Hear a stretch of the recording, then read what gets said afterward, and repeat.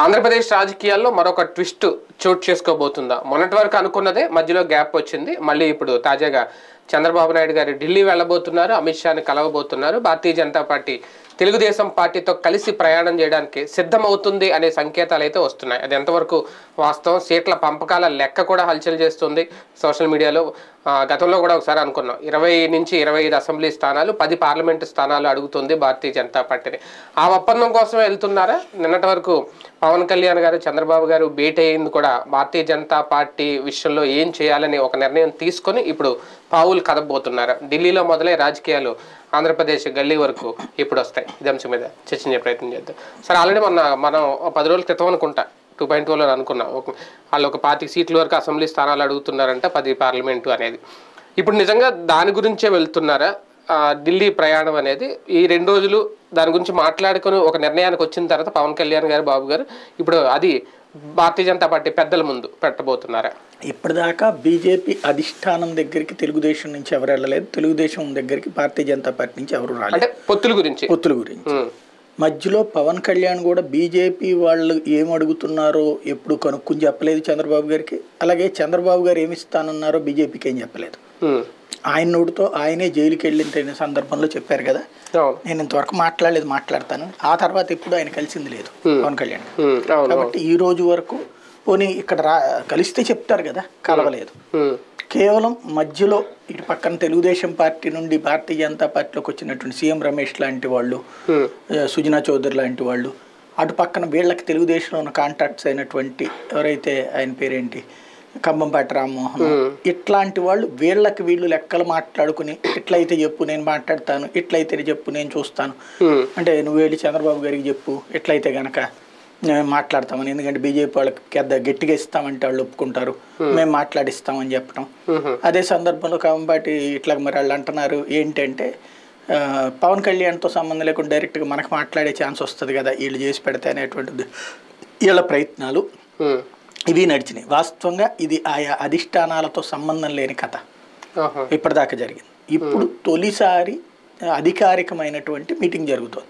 అంటే ఎంతవరకు మధ్యవర్తిలో ఏమైనా పావులు కదుపుకుంటారా? ఏం లేదు.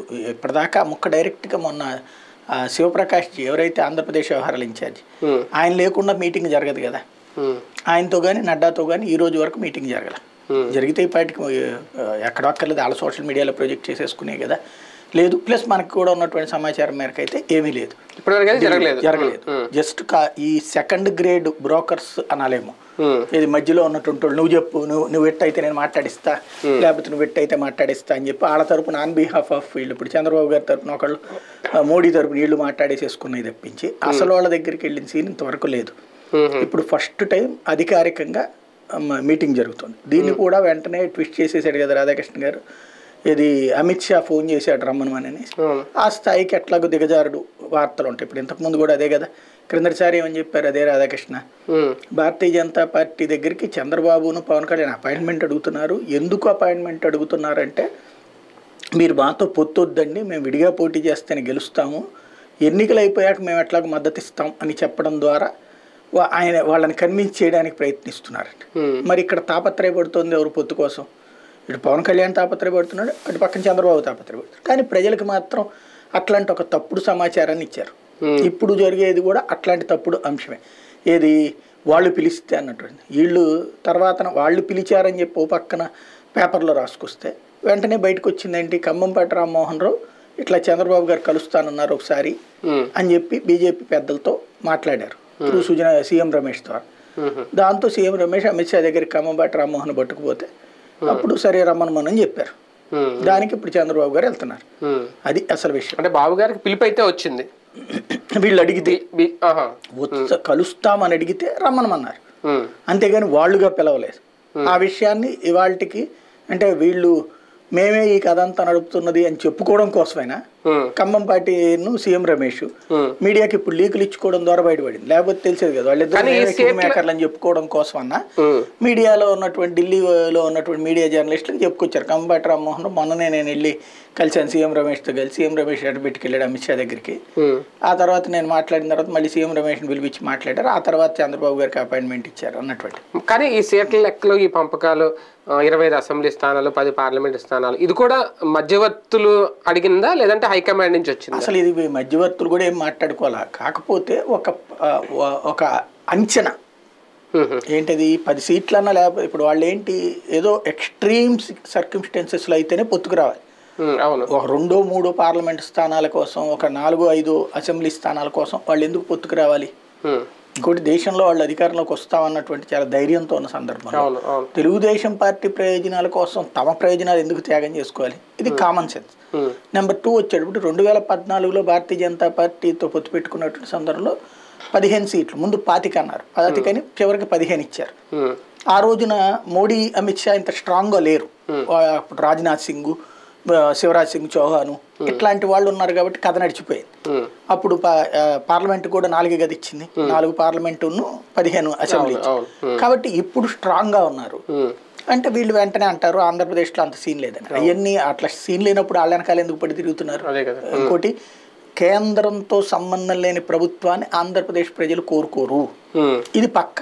అందుకోసమే కదా కేంద్రంలో బీజేపీ వస్తుందని కదా వీళ్ళు ఎడపడుతుంది, లేదు కాంగ్రెస్ గెలుస్తుందంటే వీళ్ళు కాంగ్రెస్ వెనకాల పరిగెత్తేవాడు. ఆల్రెడీ 2018లో కాంగ్రెస్ వస్తుందన్న మీ కాంగ్రెస్ వెనకాల పరిగెత్తలేదా జాతీయ స్థాయిలో? అట్లాగే పరిగెత్తుండేవాడు. ఇప్పుడు అక్కడ బీజేపీ రాబోతోందని తెలుసు కాబట్టి అక్కడ దాని వెనకాల పరిగెడుతున్నారు. అప్పుడు రాంగ్ ఫీడ్బ్యాక్ ఇచ్చినటువంటి రాధాకృష్ణ ఇప్పుడు రాంగ్ ఫీడ్బ్యాక్ ఇస్తూనే ఉన్నారు, వద్దు అని చెప్పేసి. అయితే ఆయన విషయం అర్థం చేసుకుని పరిగెడుతున్నారు. అసలు పాయింట్ ఏంటంటే సీట్ల పరంగా అంచనా మాత్రం ఎన్ని ఎవడికాడు, ఒకడేమో 8-10, ఒకడేమో 15-20 వచ్చినట్టు ఉంది. కానీ బేసిక్గా భారతీయ జనతా పార్టీ ఆలోచన ఎట్లుందంటే పవర్ షేరింగ్ ఎక్స్పెక్ట్ చేస్తుంది. దేంట్లోనైనా, ఏ రాష్ట్రంలోనైనా ఏదో 100 కోటి డాష్లో ఉండాలనుకోవట్లేదు. అది పవర్ షేరింగ్ ఎక్స్పెక్ట్ చేస్తుంది.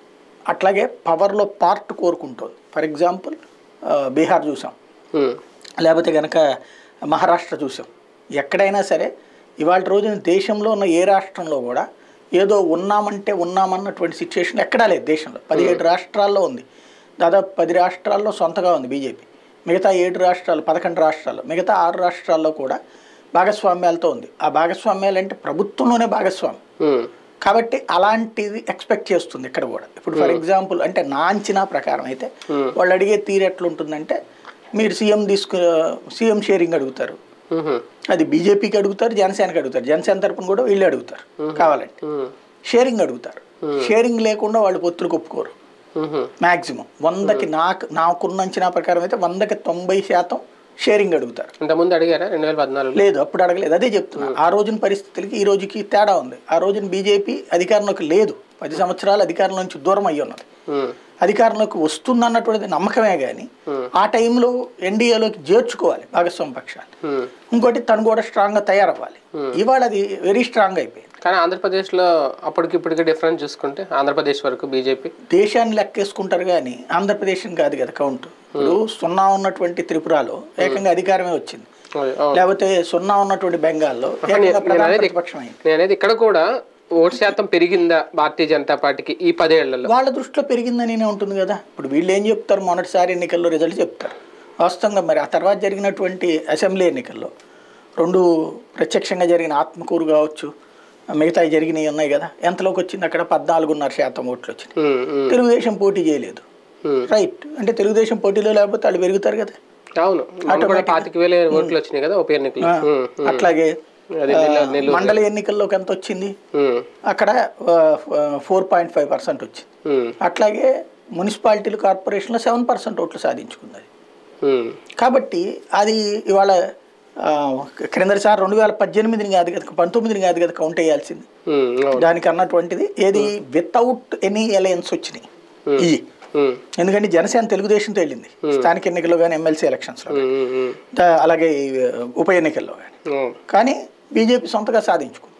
అంటే రేపు తెలుగుదేశం పార్టీ లేకపోతే బీజేపీ ఎదుగుతుంది, అది క్లియర్గా ఉంది కదా. తెలంగాణలో కూడా అదే కదా అయింది. తెలుగుదేశం లేకపోతే ఆ ప్లేస్ని బీజేపీ ఆక్యుపై చేసుకోవట్లేదు, క్రమంగా దానికి అది ఉంది. అట్లాంటప్పుడు తనని తాను కాపాడుకోవాలంటే తెలుగుదేశం పార్టీ కొంత త్యాగం చేయాలి. ఎదుటోళ్ల త్యాగం మీదనే ఎప్పుడు ఎదుటోళ్ల త్యాగాల పునాది మీద తాము భవనాలు కట్టుకుంటామంటే ఎంతకాలం పాటు? అది ఒకప్పటి పద్ధతిలో నడిచింది. వాజ్పేయిలు, అద్వానీలు తమ పార్టీని త్యాగం చేశారు. ఇప్పుడు ఎదుటి పార్టీలను త్యాగం చేయమని అడుగుతున్నది భారతీయ జనతా పార్టీ. కాబట్టి ఖచ్చితంగా సంథింగ్ ఒక క్రిటికల్ డిమాండ్ అయితే ఉంటుంది. అందుకు ఇష్టపడితేనే పొత్తుంటుంది. ఓకే, అంటే బీజేపీతో కలవడానికి టీడీపీ వెంపర్లాడుతుందో లేదంటే ఆయనే ఫోన్ చేసి రమ్మన్నాడు ఆర్కే గారు చెప్పినట్టు అది పక్కన పెడితే ఇన్స్టెంట్ ప్రయోజనం ఏంటి తెలుగుదేశం పార్టీ వెంట పడడానికి? ఆఫ్టర్ ఎన్నికలు కేంద్రంలో అధికారం వస్తే అదంతా పక్కన పెడితే ఇప్పుడు గెలుపు కోసం ఎన్నికలకు ముందు టీడీపీకి కలిసి వచ్చేది ఏంటి బీజేపీతో వెళ్తే? తెలుగుదేశం పార్టీని అడగాలి అది. ఎందుకంటే తెలుగుదేశం పార్టీ ఏం ఆశిస్తోంది, ప్రభుత్వ వ్యతిరేక ఓటు చేయనివ్వకూడదని నెంబర్ 1. రెండో పాయింట్ ఏంటంటే భారతీయ జనతా పార్టీకి ఒక పాజిటివ్ ఓటు ఉంటుందని కదా దాని భయం. అదే అంటున్నాను. మోడీ ఇంపాక్ట్ అనేటువంటిది ఖచ్చితంగా ఉంటుంది ఆంధ్రాలో కూడా. ఇప్పుడు వైసీపీలో ఉన్నటువంటి వాళ్ళల్లో కూడా 100కి 90 మంది నేషనల్లో మోడీ బెటర్ అంటున్నారు, రాహుల్ బెటర్ అనుకోవట్లేదు కదా. 100కి 99 మంది అదే అనుకుంటున్నారు, అక్కడ కాంగ్రెస్ అని అనుకోవట్లేదు. ఓ రకంగా చెప్పాలంటే 100కి 100 మంది వైసీపీ వాళ్ళు అనుకోవాలి. ఇంకా ఆ లెక్కను చూస్తే తెలుగుదేశం పార్టీలో వాళ్ళు 50% మంది రాహుల్ కూడా అంగీకరించే వాళ్ళు ఉన్నారు. ఎందుకు? అది మోడీ మీద ద్వేషం. అంతే, అవును. కాబట్టి ఇక్కడ మెజారిటీ అంటే ఆంధ్రప్రదేశ్ పబ్లిక్ లో చూస్తే రాహుల్ ఆర్ మోడీలో చూస్తే మోడీకి ఇంపాక్ట్. అంటే ఇప్పుడు కలిస్తే ఆ ద్వేషం పోద్దా? ఏది మోడీ మీద ద్వేషం పోద్దా? అది పోగొట్టుకోగలరా లేదా అనేది చూసుకోవాలి వీళ్ళు. బేసిక్ గా సమస్య అయితే దాని వలన ఓట్ ట్రాన్స్ఫర్ అయితే జరగదేమో అనుకుంటా నేను. అంటే సరైనటువంటి పొత్తు లేకుండా అయితే కనుక ఓట్ ట్రాన్స్ఫర్ జరగదు, నో డౌట్. ఇప్పుడు ఏదో ఒక 4-5 తీసుకున్నారు లేకపోతే చేశారు అంటే కనుక ఓట్ ట్రాన్స్ఫర్ జరగదు. ఎందుకు అంటే ఇప్పటికి వాస్తవంగా ఇది పెట్టుకున్నా సరే అంటే గట్టిగా ఒక 10 పార్లమెంట్ స్థానాలు 8-10 పార్లమెంట్ స్థానాలు వస్తాయి అనుకుంటే ఏమన్నా ఉంటుందేమో కానీ అప్పుడు కొంచెం ఒక 50 to 60% ఆర్ఎస్ఎస్ నుంచి వచ్చిన కార్యకర్తలు ఎవరైతే ఉంటారో లేదా RSS sympathizers, BJP sympathizers, RSS భావజాలంతో ఉన్న వాళ్ళు ఎవరైతే ఉంటారో వాళ్ళు దగ్గర నాకు తెలిసి ఆంధ్రప్రదేశ్లో 25 నుంచి 40 లక్షల మంది ఉన్నారు. వాళ్ళ ఓట్లు షిఫ్ట్ అవుతాయి. ఏది ఒక బలమైనటువంటి ఫోర్స్ అయితే బలమైనటువంటిగా అంటే పొత్తుకి సరైనటువంటి ఒక 10 సీట్లు 8 సీట్లు ఇచ్చేటట్టయితే అప్పుడు తెలుగుదేశం పార్టీ వాళ్ళ ఓట్ షిఫ్ట్ కాకపోవచ్చు. వాళ్ళకి భారతీయ జనతా పార్టీ ఒకసారి పార్లమెంట్ స్థానం గెలుచుకుంటే రేపు పొద్దున ఏమైపోతుంది? అది మళ్ళీ రెండోసారి పొత్తున్నప్పుడు అది ఇవ్వాల్సిందేగా, అదే స్థానాలు అడుగుతుంది కదా. కాబట్టి వాళ్ళు ఇటు ఓటే వేయకపోవచ్చు. ఇప్పటి వరకు మనం పొత్తుల సంకీర్ణాలకు ముందు ఉన్నటువంటి పొత్తుల సిస్టమ్స్లో చూసుకుంటే తెలుగుదేశం ఓటరు షిఫ్ట్ కారు తొందరగా, బీజేపీ ఓటర్ షిఫ్ట్ అయ్యారు తెలుగుదేశానికి, కమ్యూనిస్ట్ ఓటర్ షిఫ్ట్ అయ్యారు తెలుగుదేశానికి, కాంగ్రెస్ ఓటర్ కూడా షిఫ్ట్ అయ్యారు తెలుగుదేశానికి. కానీ తెలుగుదేశం ఓటర్ మాత్రం వేరే వాళ్ళ వైపుకి షిఫ్ట్ అయిన చరిత్ర లేదు. ఏదో నామమాత్రంగా షిఫ్ట్ అవుతారు. అది కూడా అక్కడ లోకల్గా ఉన్న బీజేపీ లీడర్కు ఉండేటువంటి క్రెడెన్షియల్స్ని బట్టి, లైక్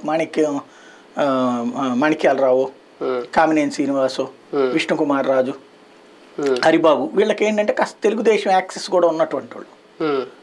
ఇది ఉపయోగపడింది. మాణిక్యాలరావుకి అట్లా తెలుగుదేశం యాక్సెస్ లేదు కానీ ఆయనకి అక్కడ ఆర్ఎస్ఎస్ ఇంపాక్ట్ బాగా పనిచేసింది మొదటి నుంచి ఉండటం. ఈ నలుగురు తప్పించి ఏముంది అక్కడ బేసిక్గా. కాబట్టి ఇక్కడ పాయింట్ ఏంటంటే తెలుగుదేశం ఓటర్ ఇప్పుడు తెలుగుదేశం పార్టీ ఏం ఎక్స్పెక్ట్ చేస్తుంది మోడీ ఇంపాక్ట్తో ఒకటి. రెండవది ఇప్పుడు జగన్ని ఆర్థికంగా కుంగ తీయాలన్నటువంటి తెలుగుదేశం ఆలోచన. వీళ్ళు కోరుకుంటున్నటువంటి మెయిన్ ఉద్దేశం ఏంటి? చంద్రబాబు నాయుడు పొత్తులో ప్రధానమైనటువంటి ఉద్దేశం ఏంటంటే ఎలక్షన్స్ ముందు మనీ ఫ్లో ఆగిపోవాలి. కేంద్రం నుంచి వచ్చేటువంటి పన్నుల్లో షేరింగో ఇతర పథకాల డబ్బులు ఇవన్నీ ఆగిపోవాలి. ఆగిపోతే ఇప్పుడు ఈ టైంలో ఇవ్వాల్సిన డబ్బులు ఉన్నాయి కదా అవి ఆగిపోవాలి. అది ఆగిపోతే అప్పుడు ప్రజల్లో ఒక నెగిటివిటీ వస్తుంది, అప్పుడు ఆల్టర్నేటివ్ చూస్తారు, అప్పుడు తమను చూస్తారు అనేటువంటిది ఒకటి. తెలుగుదేశం పార్టీతో కలిసి వెళ్ళడం అనేది ఇప్పుడు అమిత్ షా గారి భేటీలో జరిగేది అంటే ఒక చిన్న ఎక్స్పెక్టేషన్ అంతే. అవసరంగా భావిస్తుందా భారతీయ జనతా పార్టీ, అవకాశంగా తీసుకుంటుందా? భారతీయ జనతా పార్టీ ప్రస్తుతం 2 కోణాల్లో చూస్తుంది. ఒకటి లాంగ్ స్టాండింగ్ వ్యూ, రెండవది తక్షణ ప్రయోజనాలు. ఈ తక్షణ ప్రయోజనం రీత్యా మాత్రమే పొత్తుకి ఇక్కడ అవసరం ఉండాలి. అవును, ఏర్పాటు చేస్తుంది. లాంగ్ స్టాండింగ్ రూట్లో అయితే మాత్రం పొత్తు లేకుండా చూసుకుంటుంది. అవును, మరి తక్షణ ప్రయోజనం ఏంటి అంటే? తక్షణ ప్రయోజనం ఏంటంటే ఇప్పుడు ఈయన అన్నారు కదా మోడీ 370 స్థానాలు ఇండివిజువల్గా గెలుస్తాం 400 స్థానాలని. ఇందులో దక్షిణాది నుంచి బీజేపీని దెబ్బ కొట్టడానికి చాలా పెద్ద ఎత్తున కుట్ర చేస్తుంది కాంగ్రెస్ పార్టీ, లేదా వ్యూహం అనుకోవాలి. వాళ్ళు కుట్ర అంటారు బీజేపీ వాళ్ళు, వ్యూహం కాంగ్రెస్ వ్యూహం. అందులో భాగంగా దక్షిణాదికి అన్యాయం అనేటువంటి పదాలను అటు కమ్యూనిస్టులతో ఇటు కాంగ్రెస్ పార్టీ వీళ్ళు వాడుతున్నారు. ఇక్కడ తెలంగాణ కర్ణాటకలో 2 చోట్ల వాళ్ళ గవర్నమెంటే రావడం, వీటి తమిళనాడులో కూడా వాళ్ళ మిత్రపక్షమే కదా ఉంది. ఓ రకంగా చెప్పాలంటే దక్షిణాదిలో 3 రాష్ట్రాలు బలమైనటువంటి రాష్ట్రాలు వాళ్ళ చేతుల్లోనే ఉన్నాయి ఇప్పుడు. కాబట్టి ఈ 3 రాష్ట్రాల్లో నిధులు తగ్గినాయి అని ఏదో ఒక వంక పెట్టాను. 4వది కూడా చూడాలి. కమ్యూనిస్టుల నేతృత్వంలో కేరళ కూడా అదే ఉంది కదా. ఒక ఆంధ్రప్రదేశ్ మినహా దక్షిణాది ప్రాంతంలో ఉన్నటువంటి 4 రాష్ట్రాలు కూడా యాంటీ మోడీ సెంటిమెంట్తో రెచ్చగొడుతున్నాయి. ఇక్కడ దక్షిణాదిలో ఇండివిజువల్గా బలం భారతీయ జనతా పార్టీకి లేకపోవడం, కర్ణాటకలో అయితే టగ్ ఆఫ్ వార్ ఉంది, కానీ తమిళనాడులో ఇప్పుడే పుంజుకోవాలనుకుంటాను. అట్లాగే కేరళలో వచ్చేటప్పటికి ఇంకా సింగిల్ డిజిట్ మీదనే ఉంది దాని పర్సంటేజ్, ఆంధ్రప్రదేశ్లో 0గా ఉంది. కాబట్టి ఇప్పుడు ఇక్కడ ఒక పునాది వేసుకోవడానికి ఇప్పుడు తమిళనాడులో అంటే అన్నామలైని ముందు పెట్టి నడుపుతున్నది. కర్ణాటకలో వాళ్ళే స్ట్రాంగ్గా ఉన్నారు. ఇప్పుడు మొన్నటి ఎన్నికల తర్వాత కాంగ్రెస్ ఫెయిల్యూర్ మీదన తాము గెలవగలం అనుకుంటున్నారు. తెలంగాణలో కూడా అట్లా అనుకుంటున్నారు. అవన్నిట్లో స్కోప్ వచ్చింది. కానీ కేరళ ఆంధ్రప్రదేశ్కి సంబంధించి పూర్తి జీరోగా ఉంది. ఈ 2 చోట్ల ఏ అవకాశం వచ్చినా పోతే పోయేదే ఉంది మనకి అని అనుకుంటే తక్షణ ప్రయోజనం వస్తుంది. ఒక 8, 10 ఇచ్చారు, లేకపోతే ఒక 5, 6 ఇచ్చారు, గెలుచుకుంటే ఎన్డీఏలో బలమైన భాగస్వామి పక్షం వస్తుంది తెలుగుదేశం పార్టీ. అంటే ఇప్పుడు ఎన్డీఏలోకి ఎందుకు ఈ మాట అనాల్సి వస్తుందంటే ఈ మధ్య కాలంలో ఎన్డీఏలోకి 3 చేర్చుకున్నారు. నిన్న ఆర్ఎల్డి ఉత్తరప్రదేశ్ నుంచి చేర్చుకున్నారు. ఐఎన్డీఏ కూటమిని డివిజన్ చేసి తెచ్చుకుని చేర్చుకున్నారు. దాంట్లోని ఐఎన్డీఏ కూటమిలో మరొక భాగస్వామి అయినటువంటి నితీష్ కుమార్ని మొన్ననే బీహార్లో ఇటుకు తెచ్చుకున్నారు. అట్లాగే జేడీఎస్ దేవగౌడ వాళ్ళ పార్టీ ఆల్రెడీ పొత్తు పెట్టుకున్నారు. అంటే ఐఎన్డీఏ కూటమి బలపడకుండా చూడటం, అదే సందర్భంలో తాము బలపడటం అన్నటువంటి కాన్సెప్ట్ని చూస్తున్నారు. ఇక్కడ చిన్న డౌట్, ఒకవేళ ఇండివిజువల్గా బరిలోకి దిగిన ఆంధ్రప్రదేశ్లో ఆ 5, 6, 10 భారతీయ జనతా పార్టీ తెచ్చుకోలేదా పార్లమెంట్ స్థానాలు? సింగిల్గా అయితే సాధ్యం కాదు ప్రస్తుతం ఉన్న పరిస్థితులు. ఎందుకంటే గత 10 ఏళ్ల నుంచి దాని మీద జరుగుతున్నటువంటి దాడి ఏదైతే ఉందో, అంటే 6 ఏళ్ల నుంచి అనుకోవాలి, 2018లో తెలుగుదేశం బయటకు వచ్చినప్పటి నుండి జరుగుతున్నటువంటిది, చేసినవి అది చెప్పుకున్న వార్తలు కవర్ చేసేవాళ్ళు లేడు. అదే సందర్భంలో అది చెయ్యలేదని చెప్పే వాళ్ళకి మంచి మౌసుంది. ప్లస్ సోషల్ మీడియా వింగ్ పరంగా కూడా భారతీయ జనతా పార్టీ అందరూ తొక్కేస్తూనే వచ్చారు. దాంట్లో నిజం తెలిసి కూడా, అంటే చదువుకున్నటువంటి మూర్ఖులు తమ పార్టీల నాయకుల్ని హీరోలుగా చూపించడం కోసం ఆంధ్రప్రదేశ్కైనా తెలంగాణకైనా కేంద్రం చేసిన మంచిని డౌన్ ప్లే చేసి చూపెడతా వచ్చారు. దానివల్ల ఏమైపోయిందంటే ఆంధ్రప్రదేశ్లో ఇప్పటికిప్పుడు అయితే కష్టం. అంటే ఫస్ట్ ఏంటంటే జనానికి తెలియాలి కదా. ఇప్పుడు ఫర్ ఎగ్జాంపుల్ రోడ్లు వేశారు, గ్రామీణ ప్రాంతంలో రోడ్లు అనేటువంటిది కేంద్రానికి, కానీ చెప్తున్నాడు ఎవడు? అట్లాగే ఇప్పుడు గ్రామీణ ప్రాంతాలకు వచ్చినటువంటి నాడు నేడు స్కూళ్ళలో సర్వశిక్ష అభియాన్ కింద 60% నిధులు ఇచ్చారు. అట్లాగే అక్కడ కట్టినటువంటి విలేజ్ క్లినిక్ల్లో 60% ఫండింగ్ కేంద్ర ప్రభుత్వమే. అదే సందర్భంలో ఇప్పుడు కట్టినటువంటి ఇళ్ళన్నీ కేంద్ర ప్రభుత్వానియే కదా. 80% ఫండింగ్ వాళ్ళదే, 20% స్థలం కాస్టు, సదుపాయాల కాస్ట్ మాత్రమే రాష్ట్ర ప్రభుత్వం. ఇవన్నీ చెప్తున్నాం, మనం చెప్తాం, కొంతమంది చెప్తారు. కానీ అయినా సరే ఏదోలే ఆడేదో ఇచ్చాడంట, మనకేం తెలుసులే, మనకైతే జగన్ ఇచ్చాడు, మనకైతే బాబు ఇచ్చాడు, ఈ టైప్లో ఉండేటటువంటి పరిస్థితి నుంచి టెంపర్మెంట్ ఇంకా రాల. ఆ టెంపర్ క్రియేట్ చేసేటటువంటి నాయకత్వం లోపమనాలా, లేకపోతే ప్రచార లోపమనాలా, సరైనటువంటి మీడియాని ఇక్కడ సెట్ చేసుకోకపోవడం. ఇప్పుడు నార్త్ ఇండియాలో సోషల్ మీడియా ద్వారా సక్సెస్ఫుల్గా వెళ్ళారు.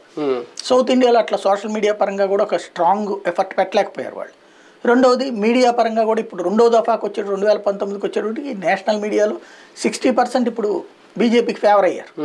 ఇది ప్రధానమైనటువంటి నెట్వర్క్స్లో 60% ఫేవర్ అయ్యారు. ఆంధ్ర దక్షిణాదిలో చూస్తే కనుక 99.9999% వీళ్ళకి నెగిటివే ఉన్నాయి. అసలు ఎవడున్నాడు వీళ్ళకి ఫేవర్గా బీజేపీ అంటూ? కాబట్టి ఆ సిచ్యుయేషన్ వల్ల ఇక్కడ జనాల్లో నెగిటివిటీ ఉంది తప్పించి పాజిటివిటీ ఇప్పటికిప్పుడు తీసుకురావడం కష్టం.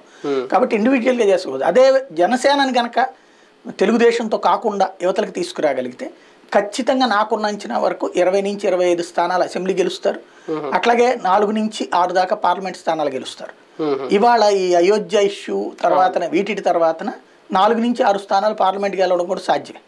అంటే పాజిటివిటీ పెరిగింది దాదాపుగా.